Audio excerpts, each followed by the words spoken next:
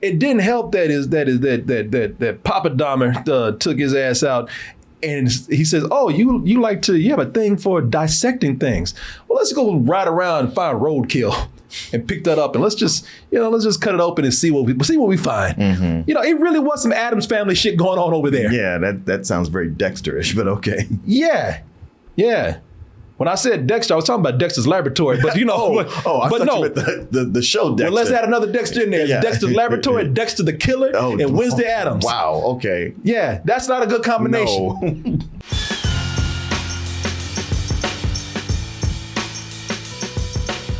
No. We just got through with our Las Vegas show. It was a great show. And now we want to see you over in New York. Going to be in Brooklyn. Back at the venue we were at last time, the Roulette. And that's going to be April 1st, 2023. Go to x1entertainment.com/double-toasted. Go over there and get your tickets. And we got about 5 months before that show, so we usually sell out New York. So get your tickets early right now while you can. And as you see, we got all those packages there. They have the all access, the VIP, and the general admission. So everybody's talking about that Netflix show, Dahmer. And that's the real Dahmer right there. Jeffrey Lionel Dahmer. It's the man that methodically killed several people in Milwaukee. And not just killed them, but tortured them, did experiments on them, and eventually ate them.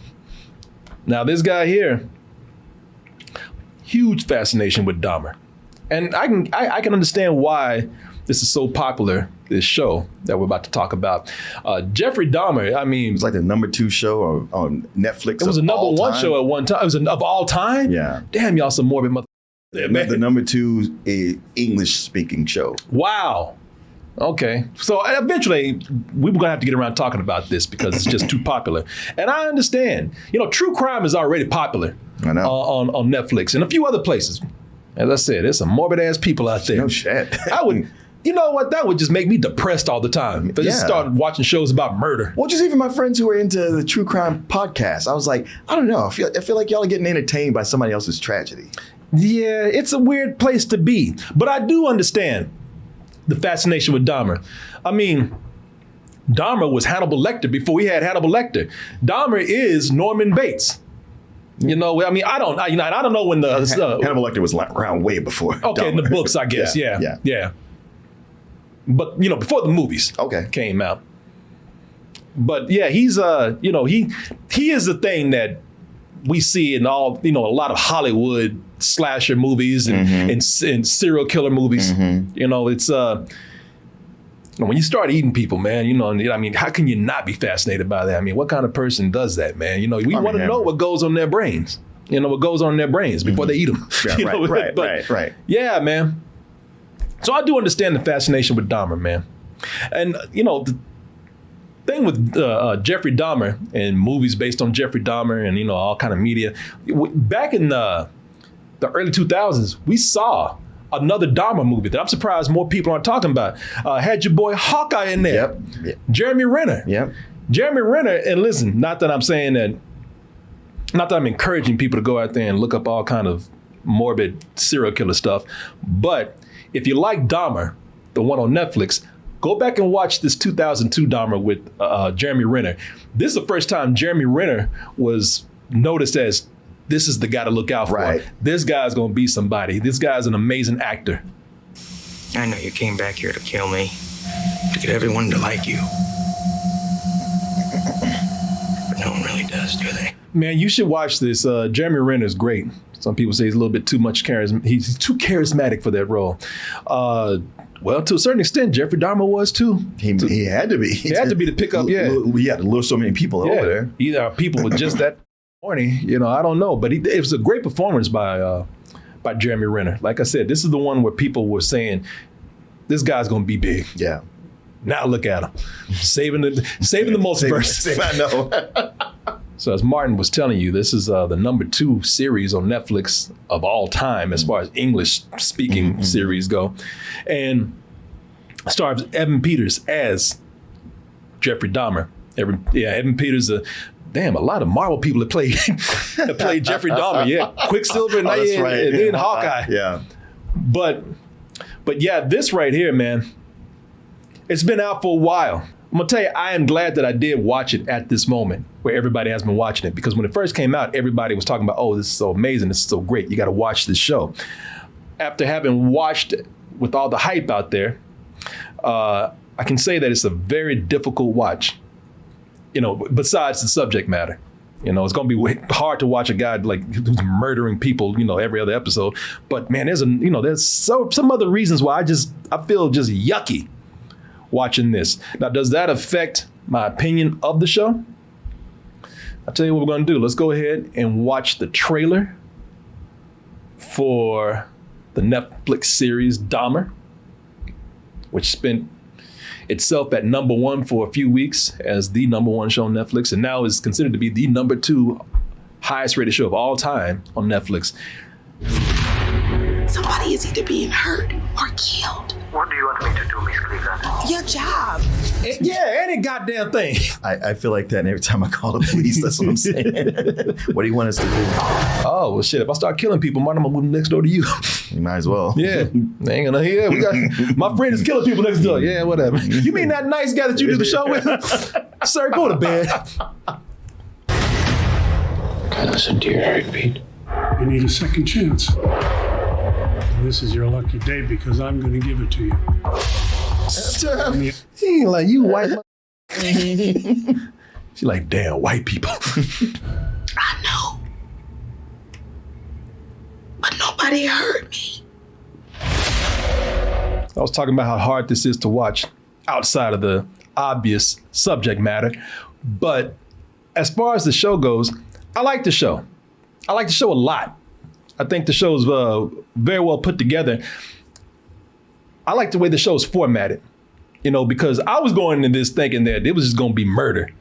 I thought, you know, each episode was going to be dedicated to a kill, you know, or two. like the show Hannibal. Yeah, exactly. Mm-hmm. Exactly. You know, I don't want to see that. But it wasn't like that. And I think Netflix realized, we can't do that. It's a hard watch. Because what Netflix did right here is the first episode, and I say this carefully, and I say this, you know, and putting this in quotes, it ended on a positive. Well, that was the thing, me watching the first episode, and it goes to like where they get him, and I was like, oh, well, where did we go from here? The first episode is about his downfall. So they want to let you know, like, you know, we don't want to put you through these long, excruciating episodes wondering what happens with him if you don't know, or if you just can't get on the internet and look it up. You know, they let you know they got his ass. That's the first episode. So they wanted to put a positive out there, you know, quote unquote. But from that point on, what they do is that they kind of format to where they spend a lot of time on each episode just dissecting parts of his life. Episode 1 sets up how creepy he is. And they show you how his childhood might have had an impact on that. Because childhood was crazy, man. His mother was suffering from mental illness. Father was, he was being driven crazy by her because he didn't know what to do with her. But, the dad didn't help either, man. And that is not his mother. That's his stepmother, played by Molly Ringwald. That is the great actor Richard Jenkins, man, who plays his father. You know, the thing is with Lil Dahmer. Lil Dahmer. This is going to be a spinoff series. It's like a cartoon. Yeah, like Lil Dahmer, animated show coming from Netflix. Lil Dahmer was, he was that kid that everybody said was weird. You know, teachers and everybody. Students be coming up, be like, oh, and the teachers be like, oh, he's just a little weird, trying to be nice. The neighbors said he was weird. Everybody saw, he looked like that little chicken hawk. Oh, from Looney Tunes. Right. Yeah, he would go around the neighborhood and everybody said, they like, look, I know he got family problems and everything, but he's weird. Not crazy, weird. There's a difference. Right. Crazy can be fun sometimes. No, when you weird, people are like, no. Yeah, people just feel disturbed. Yeah, a little weird ass. He was kind of a cross between Dexter and Wednesday Addams. Oh, okay. Yeah. And it didn't help that Papa Dahmer took his ass out, and he says, "Oh, you have a thing for dissecting things. Well, let's go ride around and find roadkill, and pick that up, and let's just cut it open and see what we find." Mm-hmm. It really was some Addams Family shit going on over there. Yeah, that sounds very Dexter-ish, but okay. Yeah.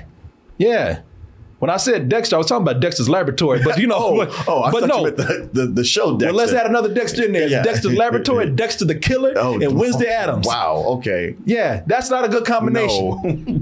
It was really weird stuff that was going on with this family, man. I mean, the family, I can't say that they were that strange, man. And I'll get into this a little while because my man he was trying to do the best that he could.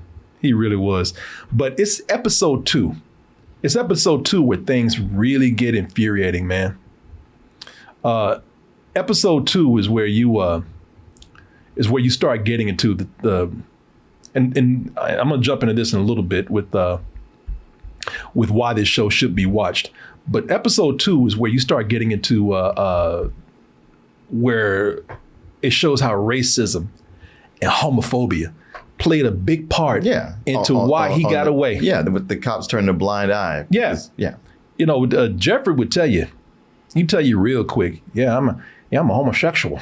He'd tell you I'm gay. He'd be cruising to gay clubs. And at that time, a lot of people, it wasn't just hatred of gays, not that kind of homophobia. People feared them. They're like, oh, if I touch a gay, I got AIDS. Right. See, even in the early 90s, there was that thing, that mentality going on. So they, it was the gay part where they were just kind of like, well, we don't want to, we're just going to keep kind of hands off because we don't want to catch that gay shit you got. Mm-hmm. And, as far as the poor black communities go, well, I mean, who listens to them anyway? Right. Y'all just a bunch of criminals and crackheads anyway. So, and this outstanding white guy, he's living in his neighborhood trying to show you the way. Mm-hmm. If you listen to him, you learn something. It was that is probably, besides the killing, one of the hardest things to watch.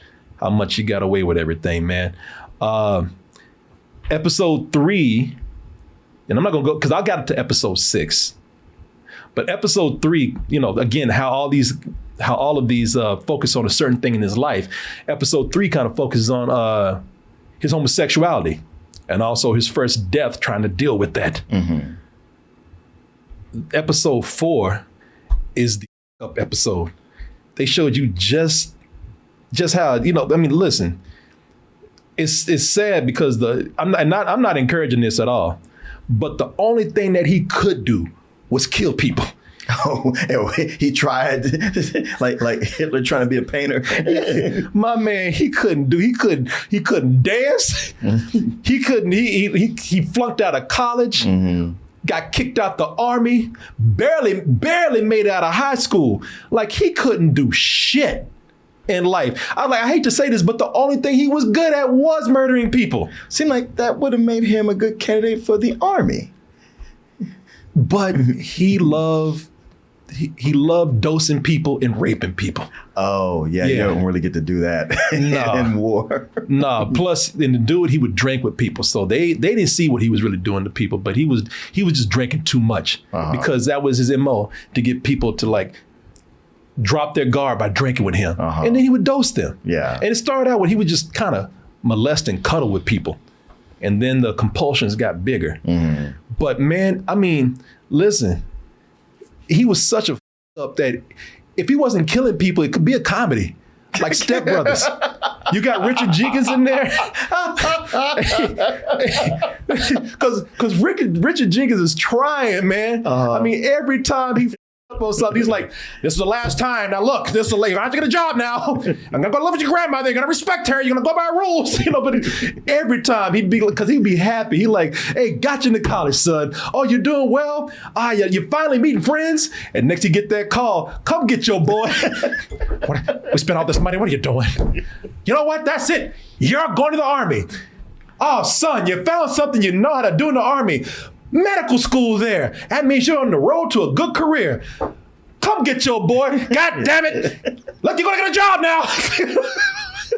He get fired from that job. he was trying, man. All right. So how did he get kicked out of the army? Drinking too much. Oh. Because he was luring people in with drinking. Oh. And he wasn't doing what he's supposed to do. Yeah, he really was focused on, on one thing and it wasn't good. Like if he had that focus on anything else in life, anything, janitorial services, anything, he would be fine. But no, I want to dose and murder people. Hey, looking at the one ass. It's got to be something. And a great performance by Richard Jenkins. Yeah, he always turns in a great performance. Always amazing. Yeah. I mean, to this day, still a highly underrated actor. Absolutely. I always felt like he was the other Bryan Cranston. Yeah. And Molly Ringwald is really good, man. Y'all remember, little 16 Candles right there, little Breakfast Club. Nah, it's really good. It's good to see her be, a middle-aged woman. Sure. With roles that actually give her something to do, man. Yeah. Instead of being cute. Right. She's a beautiful woman. Well, she's been on Riverdale playing somebody's mom. Yeah. Archie's mom. Yeah, she's playing a lot of moms now. Yeah. No, she's good. She's good. Now she's Jeffrey Dahmer's mom. Oh, goddamn. Can I go back to Riverdale? I'm sorry, I talk shit. I'm just playing. Yeah. And also that episode is where you see him losing jobs because he can't stop control. He doesn't have any self-control. And you see this is where he gets the habit of this compulsion where he just gets into it more, where he just can't stop drugging people. And that he can't stop drugging people? What? No, seriously. I always thought that was something of opportunity. I guess he makes his own opportunities. That was his thing, man. He liked them, because it gave him control. He liked them unconscious because it gave him control to do whatever he wanted to do. And plus he was kind of weird about his homosexuality at first. So he just, he doesn't know how to really act with people. Mm-hmm. He can't connect emotionally with people, like I said. Right. So it's a matter of, it was a whole thing of control, mm-hmm. but it was a whole thing of he just doesn't know how to connect. But this right here gives him the chance to do whatever he wants to do the way he wants to do it without all that awkwardness in it too. I wonder how that plays into Cosby's whole psychosis. I don't know. You want to know something funny? This fool, he drugged people. He drugged people so much that one day he drugged himself. Oh. Accidentally. He did the whole thing. We got the glasses mixed up. Switch the glasses. Yeah. And he said, because they were like, hey. He was like, oh, okay. And he's like, oh, shit. But you know what? Thing is, he was so focused that he got out of it. Oh, wow. That's how focused he was. He's like, no, I still got to drug that person. Oh, damn. So wake up, Jeffrey. Come on, Jeff. Get it together, man. Get it together. But episode 5, that's when right when you think it couldn't get more up. Mm-hmm. It just escalates. It keeps going. That's where he becomes a monster and a slasher at that moment. Uh-huh. That's where you just start at this point, you're like, man, yeah, ain't no turning back from this. Mm-hmm. You were gone. Yeah. Yeah. It's that's where he really gets grotesque, man. He's vampire level at this moment. Mm-hmm. Shit, Hannibal Lecter be like, what the you doing, man? Cook it first. Save some. Yeah. Move. Let me try to cook it first. Yeah. That's true. Hannibal Lecter was a gourmet. Yeah. No, it's how they go into this man's psyche, the way they take each episode to focus on a part of his life and just put a microscope up to that, man. It's good. The movie the show is doing its job. So I think it does a great job at that completely. And yes, I do want to finish watching it, man. I'm in now. Okay. Yeah, I got to 6 episodes. I am in. I'm hooked. I really want to know where this goes. But so if I like this and I'm recommending it, why is this so hard to watch? Man, it's so well made. The cast is excellent, as I've been telling you. Evan Peters. If I didn't know going into this that's who that was, if I didn't see the name, I wouldn't have known that was him. Yeah. He does such a good job, and they ugly him up and everything. Well, I'm just so used to watching him in just about every season of American Horror Story. Yeah. So his character is always changing a lot. Yeah. But even with this, it took me a second to go, yeah, that's him. Yeah, I wouldn't have known, man. I probably would have been watching and be like, I know that guy from somewhere, but just wouldn't have known just from his acting. Right. Like right. physically, now I'm looking at it and be like, oh yeah, that's Evan Peters, man. Yeah, That's once you know, you can't not see it. But if I had just watched this by his acting, I would have been completely thrown off. Niecy Nash, who is, a lot of people, they saw her in Reno 911, and they kind of associate her with more comedy. Yeah. Great actress. Yeah. She, from what I've seen, she's brilliant in this, man. I mean, and look, I hate to sound like some pretentious ass critic, but I'm gonna use some words because I don't know what else to use. The emotional nuances she has in this, man. Yeah. Because there's a lot of stuff that she does by not saying a thing. She's the neighbor that called the cops several times and says, this dude is crazy. He's killing people. And they said, yeah, whatever. Take your black ass to bed. They didn't. Right. No, the whole thing with her saying, like, I've been calling you for months. Yes. And just some is just her face. Yeah. Listen, I highly recommend it to watch. It's a fascinating watch just based on some of the performances that are in here. The cast is excellent. But here's the problem for me, and I guess it's not a problem. It's just, it's just something I got to deal with if I watch this, because there's a lot of things here to say keep watching. Now, the thing that just makes me feel just kind of gross watching this is that it's not because of this being a true story, but it's because of the production on this, man. This is they do such a good job, and they've got so many people watching this. But keep in mind that this is based on real people. And for a lot of people who are still alive, who are people who knew and loved the victims, this coming back out in the public is bringing that trauma back for them, man. I know. It's getting recommended. And you just see these stories reminding you of of what you went through when you lost somebody, or if you lived through this. It also, yes, he's a monster. He's a killer. He's the villain. But it's called Dahmer, and he is the hero of this story. And no matter what, it's going to make him somewhat sympathetic. And I'm going to tell you, they don't do that.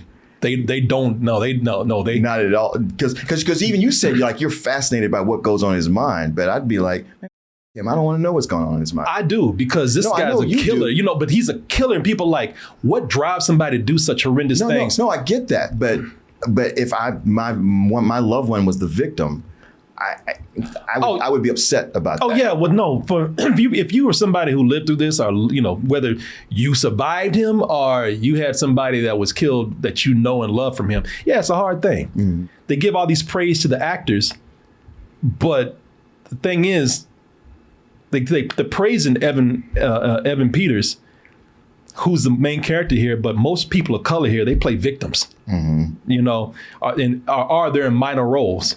And so, it just feels weird to me since most of his victims were people of color, and they have such a little voice here. But then at the same time, I didn't get to like the rest of the episodes where where the community starts to protest. I've always felt like, right now, it's just now that people of color are getting more roles, and there's more diversity going on. But it still it's kind of a throwback to like where, well, we only put people in there that many whenever we needed victims, or telling a true story. Sure. But also, like I said, these are a lot of people of color that I saw, that I've seen so far, they're in very minor roles. And it was the people that he was killing that were the true victims that were people of color. So it feels weird seeing that. Yeah. But at the same time, I'm not telling people not to watch it, of course. I'm saying it just feels gross watching that, kind of knowing that. But, people need to watch this. And I'll tell you why, because, there's still this denial about things such as white privilege. Oh yeah. People still don't, there are people out there who still argue white privilege doesn't exist. White privilege, that's just something y'all make up because y'all want to be, y'all always want to be victims. But, with this right here, boy, this was white privilege at its finest. Or worst. Right. Not only because of the number of of people of color that told him, like the neighbor that told him that this man was a killer, and the cops didn't listen. But the people that let him get away with it, Sure. you know, that judge, like because and those cops. Yep, because the legal system and the law, I mean, whether you want to deny it or not, is racist. Don't think that things have changed that much in 30 years, you know? Yeah, you never hear a judge saying, I don't want to ruin this young man's life to a kid of color. Yeah. Well, I have seen it. You know, I'm not going to generalize. I mean, I have a friend that got that treatment, but he wasn't killing, eating people. And also, he didn't do the heinous crime that Jeffrey Dahmer did at the time that he got let go. Now, I'm not going to say what it is. You have to see the show yourself. But he did something that was horrendous and got a slap on the wrist and a pat on the ass for it. You know, I'll just say this: a boy's life was potentially ruined, and he didn't. But the priority was him. Yeah. Because Jeffrey Dahmer was a white man, and the kid was Asian. The sentence was not only lenient, but it was sympathetic to Dahmer more than the family that was that was victimized by him.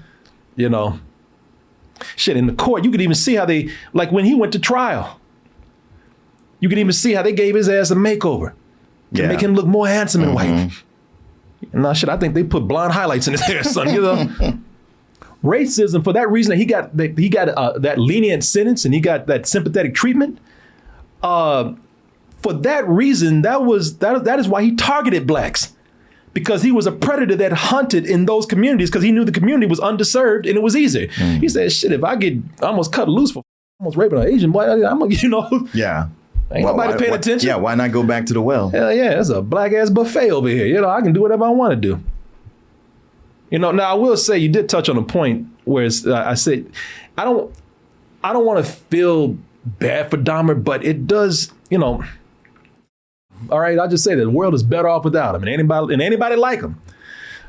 But it is something about this don't just consider this Dahmer. There's just something about mental illness that this is making a statement about. You know, because that is why this is if most of this is true. You know, again, this is a show, so we don't know what was changed, what was exaggerated, what was done for time or creative liberties, whatever. But if most of this is true, they do a good job at showing his psyche and exploring his psyche and showing how he was mentally ill. Like this, you know, he couldn't emotionally connect with people, so he killed them and ate them, and he could not control himself, no matter how hard he tried. You know, there's something fascinating about that. And there's something sad about it. You know, that you have the kind of brain that you cannot turn that off. Right. You know, it does bring up that question. You know, and the funny thing is, not funny, but the sad thing is that his mental illness was clearly front and center in so many situations, not just with killing people, you know, but I mean, his family. I almost consider it a miracle that he didn't turn around and choke somebody like his grandmother. He was a mannequin. His grandmother went in there and saw that. She was like, "Baby, you nasty. Stop doing that." She saw that mannequin. She said, "I'm throwing this shit away." And now the grandmother was kind of wild because she wasn't a really religious woman, but she was like, "God damn it, this man got a silver mannequin. It looked like he had the Silver Surfer in his bed. I mean, a whole silver ass mannequin that he was." And his grandmother said, "Oh, hell no, not in my house." She threw that shit in the trash immediately. And I thought Jeffrey Dahmer was about to kill her. I mean, I know the story, so I knew it was going to happen. But if I didn't know, I'd be like, "Oh, shit, she dead." Yeah, why'd you do that? Grandma, we could go to church and pray about it because the Lord Jesus Christ could do amazing. Where is my fucking mannequin? My hair is going back, wig fly off. Yeah, man. And somebody in chat said he actually in real life threw that away himself. So you see it changing things around, but he was still kind of like, you know, I would be nervous for his family if they was around. Yeah, for sure. Telling when this fool gonna snap. Right. You know, he wasn't that crazy to where he knew how to systematically target black people. He had enough sense to like think that through and make a plan. Right. So, you know, the hell with him. I'm crazy. Yeah, get your ass in there. And you're like, I might be mentally ill, but I wasn't stupid. Yeah, exactly. I really do. You know, a lot of people forget And that's why I would say watch this. You know, so every now and then we got to get a reminder of how, you know, just how the justice system, society is rigged to let people get away with things to the point where this man got away with killing multiple people based on homophobia and racism, man. Yeah. And people need a reminder of that. He was able to get away with it, not because he was that slick, but because there was a system there that just didn't want to know. Didn't want to hear it. Didn't want to be bothered. Yeah. Don't want to fill out paperwork. Well, it's just them, though. Yeah, that's exactly what it was. Who, you know, I mean, they always kill each other anyway, because there was missing signs. You know, there was missing person signs all around. Yeah. And really nobody was jumping on it because, hey, we know the deal. Hell, let one flyer go up with one little blonde white girl missing. Shit, the whole country be searching for that That's chick. right. Yeah, you know, but all these gay black men, Asian little boys and everything, they're just kind of like, well, shit, they in a rough neighborhood anyway. If it wasn't there, something else would have got them. They probably ran away to sell drugs somewhere else. You know, but whatever happened to him. Yeah, I forgot about that. The one guy escaped and they took him back. Yeah, but whatever happened to these people, we know that the upstanding white guy in the neighborhood, in this all black neighborhood where there was numerous missing people, nothing seemed odd about that. This man was living in the hood. Yeah. Yeah. So yes, highly recommended. It's something that does need to be watched. As bad as this is, as uncomfortable as it may be, and I no disrespect to the families out there, but I mean, shit, we need to learn a lesson every now and then because people just, you know, there's a lot of people who know about Jeffrey Dahmer and didn't know that he was able to get away with all that stuff because he was let go. Yeah. Yeah, and it's well made, y'all. Again, I feel bad. Ryan Murphy does really good productions. No, it's good, man. It's very good. It's a terribly hard watch. You know, if you have any sympathy or any ounce of humanity, yes, it's going to be a hard watch. But it's put together so well that you just want to find out what happens next. Yeah. What else they gonna let him get away with? Wow. I hate to see it, but I gotta know. Oh, Jeffrey, what do you do now?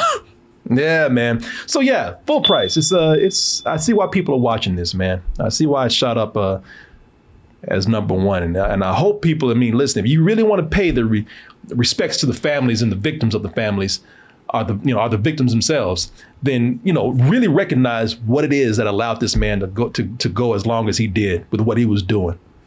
They looked at one of the officers whose names came up in the show, Officer Balsarac. And this guy, he was one of the guys that got a call from the neighbors. And the neighbors, again, I don't know how it went down in real life, but they did play the real call. Oh, really? Yeah. And, Officer Balsarac, man, I think that's how you say his name. He was one of the cops that responded and just didn't really react, didn't do anything. That guy never had to pay for that with his job. In fact, I think he got promoted to a certain position, and he's still in Milwaukee, from what I understand. The last thing I read about him is that he owns a tavern over there. So, bitch, man. Milwaukee. They still don't. As far as I'm concerned, still don't care. Not everybody, not every officer, not every judge, not everybody. I'm not making a general statement, but Jesus, man, the system itself still don't care. Yeah, so. Very eye-opening, this series right here, for several reasons. So yes, I recommend that you give it a watch if you can.